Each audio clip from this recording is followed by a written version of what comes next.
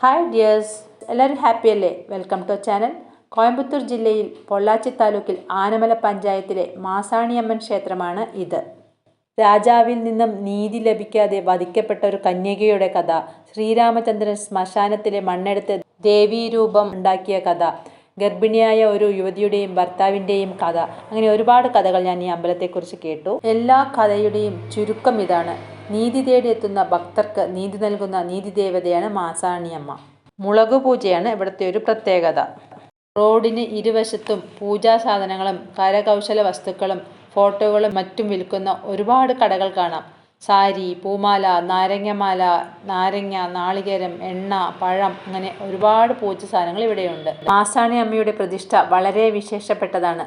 15 അടി നീളത്തിൽ 4 കരങ്ങളോടെ ആകാശത്തേക്ക് ദൃഷ്ടി പതിപ്പിച്ച് ശയിക്കുന്ന ഒരു പൂർണ്ണകായ പ്രതിഷ്ഠയാണ് ദേവിയുടേത്. വഴിപാടായി വയ്ക്കാനുള്ള താലിച്ചരട്, തൊട്ടിൽ എന്നിവയും നമുക്കിവിടെ കാണാം.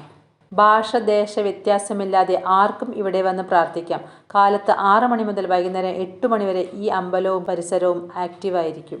മെയിൻ അമ്പലത്തിൽ നിന്ന് ഇറങ്ങി അടുത്തു തന്നെ വേറെയും കുറച്ച് പ്രതിഷ്ഠകളുണ്ട്. ഞങ്ങൾ അങ്ങോട്ടേക്ക് നടന്നു. ക്ഷേത്രത്തിനകത്ത് ഫോട്ടോഗ്രാഫി നിരോധിച്ചിട്ടുണ്ട്. അതുകൊണ്ട് അതിനകത്തെ വീഡിയോസ് ഒന്നും നമുക്ക് എടുക്കാൻ സാധിച്ചില്ല. ഈ അമ്പലത്തിന് താഴെയായി മനോഹരമായി ഒഴുകുന്ന ഒരു പുഴയും കാണാം. നല്ല പ്രകൃതി ഭംഗിയുള്ള ഒരു പുഴ. കുറച്ചു സമയം അവിടെ ചിലവഴിച്ച ശേഷം ഞങ്ങൾ തിരിച്ചു നടന്നു. അതാ കണ്ടോ, തെങ്ങിനെയും നമുക്ക് ഡ്രസ്സിംഗ് ടേബിൾ ആക്കാം. കോവിലിനോട് ചേർന്നുള്ള ഒരു വലിയ തെങ്ങിൻ തോട്ടത്തിലാണ് വാഹനങ്ങൾ പാർക്ക് ചെയ്യാനുള്ള സൗകര്യം ഒരുക്കിയിട്ടുള്ളത്. നമ്മുടെ വാഹനവും അവിടെയാണ് പാർക്ക് ചെയ്തിരിക്കുന്നത്.